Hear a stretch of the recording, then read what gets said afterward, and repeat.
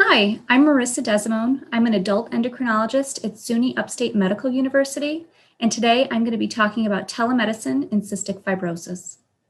There's been significant interest in telemedicine prior to the COVID-19 pandemic, with a large body of literature detailing interventions for both pediatric and adult populations. The data are heterogeneous, however, which makes drawing conclusions difficult. In general, it's agreed that telemedicine has the potential to improve access, reduce costs, reduce infection risks, and improve patient engagement. Of course, there are practical considerations to account for prior to implementation, as well as barriers and limitations to acknowledge. Technology use has changed significantly over the past 2 decades and is more accessible than ever before. This is data from the Pew Research Center, which is a nonpartisan think tank, and it shows that the number of US adults who use internet, have access to broadband, and own a smartphone or a tablet has increased in recent years. In general, the perspectives regarding telemedicine are favorable for both patients and providers, with both noting several advantages to virtual care.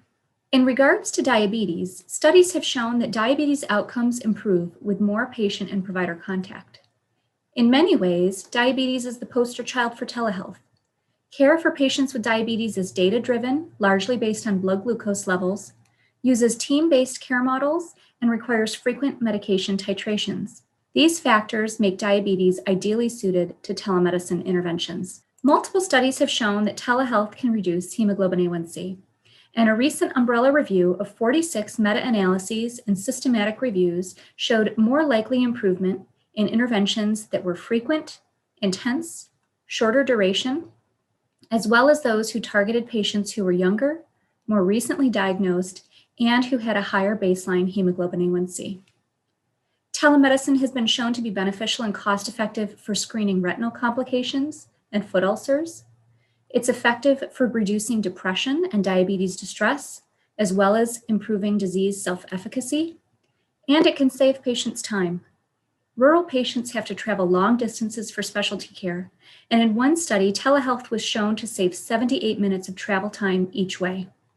Another study found that 6 hours from work or school day could be saved by providing patients with virtual care. A global study of over 7,000 people with type 1 diabetes found that 86% were satisfied with remote care during the COVID-19 pandemic. When it comes to cystic fibrosis, most studies are small feasibility studies with heterogeneous participants and outcomes. One review of telehealth in cystic fibrosis found that telemedicine was feasible, patients were willing to utilize it, and there were no adverse outcomes reported in the literature. For the remainder of my talk, I will be going over different areas in which telemedicine has been evaluated for the care of patients with cystic fibrosis. It has been established that exercise improves quality of life and health outcomes for people with cystic fibrosis. Adherence is often poor, however, and strategies are needed to overcome barriers of participation. One study showed that home-based physiotherapy resulted in a more frequent return to baseline lung function in pediatric patients recovering from an exacerbation. A review of 4 randomized control trials of exercise interventions found that counseling over 6 months improved participation in physical activity. And a review of 12 active video game-based interventions found similar or improved exercise capacity compared to traditional exercise. Participants also reported that the video games were more enjoyable. The psychological burden of cystic fibrosis is well described and can include depression, anxiety, and decreased quality of life, with many contributing factors. One small pilot study found that self-efficacy could be improved with use of a mentoring program and mobile phone application compared to mentoring alone or with a control group. The delivery of acceptance and commitment therapy by telehealth was found to be feasible and potentially effective for treatment of anxiety, depression, and for improving psychological flexibility. The data are not all consistent, however, and a review of 16 studies found notable heterogeneity and overall insufficient evidence to draw conclusions on efficacy of psychological interventions delivered by telehealth. Patients with CF value a close relationship with their clinical care team and are used to having frequent contact. When telemedicine visits were offered to patients in rural areas, authors found that access to care improved, with over 90% of participants attending clinic visits and 2/3 of participants choosing telehealth over in-person clinic visits moving forward. Video chats and text messaging have been used to improve communication between the patient and the care team. Apps have been developed and used to report symptoms and have been shown to speed the detection of pulmonary exacerbations. Several online screening programs have been described and have been shown to be efficacious for monitoring symptom distress, as well as identifying patients who are in need of immediate attention. It should be mentioned that some authors note these programs can carry a high burden of work on the care team, and that this would need to be considered when designing programs in the future.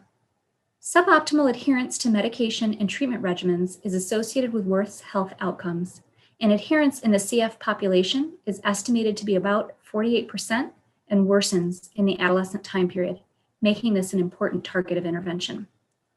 Several studies have been described targeting improved adherence. In adolescents, text message reminders have been shown to improve adherence, and a program using home spirometry monitoring with calls and text reminders also showed improved adherence. In adults, unfortunately, the data has not been as consistent. One study using home spirometry monitoring with calls and text reminders had poor adherence, and participants reported having a high treatment burden. However, a different study using nebulizer adherence and monitoring with personalized interventionist support resulted in improved adherence. These differences in outcomes highlight the importance of personalized empowerment interventions that are carefully considered in order to avoid additional burdens of care. Cost savings must be considered when planning for sustainable healthcare models. Virtual pulmonary consultations to underserved rural areas has been shown to save $1,000 per patient, and an Italian cost analysis showed savings over time. Unfortunately, studies evaluating long-term costs are lacking, and it's important to consider that while telemedicine interventions may increase utilization short-term, it's possible that they may result in long-term health outcome improvements. Overall, patients with CF have favorable satisfaction with telemedicine across a variety of ages, settings, and countries. Clinicians report high satisfaction as well, and also report improvements with the patient relationship as well as clinic efficiency. There are clinician concerns related to missing exam components as well as the limitations of technology. We've all experienced the swift transition to telemedicine and hybrid clinics due to the COVID-19 pandemic, with many lessons learned along the way. A recent survey of patients with chronic health conditions found that during COVID-19, patients with CF had the highest telehealth utilization amongst all groups. And authors noted that participants with CF reported perceiving a higher risk of severe disease due to COVID-19. The good news is that people with CF have actually had a lower incidence of COVID-19 compared to the general population. And according to the CF Foundation Registry, in the US, there have been 10,000 cases of COVID-19 identified and only 14 deaths. It's hypothesized that the CF population had lower infection rates due to already being familiar with things like infection control, social distancing, and the use of personal protective equipment. There are several unique concerns related to CF that should be noted when discussing telemedicine. There are no outcome data for telemedicine in CFRD. And while much of the literature for telemedicine and diabetes is positive, it should not be extrapolated to this unique population. Telemedicine has been shown to reduce the risk of cross-infection between CF patients, which is a very important consideration. And although there have been challenges with determining pulmonary exacerbations, mostly related to variability in home spirometry, symptom scoring not being validated in adults, and lack of physical exam components, it's important to note that telemedicine has been found to be efficient at determining the clinical status. In conclusion, we're facing an aging CF population who is likely to have increasingly complex medical needs. The median age of survival for people with CF is well into the 4th and 5th decades of life for developed countries, and the number of adults with CF is expected to increase dramatically over the coming years. Technology and self-monitoring are more accurate and available than ever before. And I believe that telemedicine holds great promise for future healthcare models. It could potentially improve quality of life, reduce care burdens, and help to eliminate disparities in healthcare. That being said, the questions of cost, additional patient and provider burdens, as well as barriers to availability will need to be addressed, and future studies are needed. Thank you for your time and attention.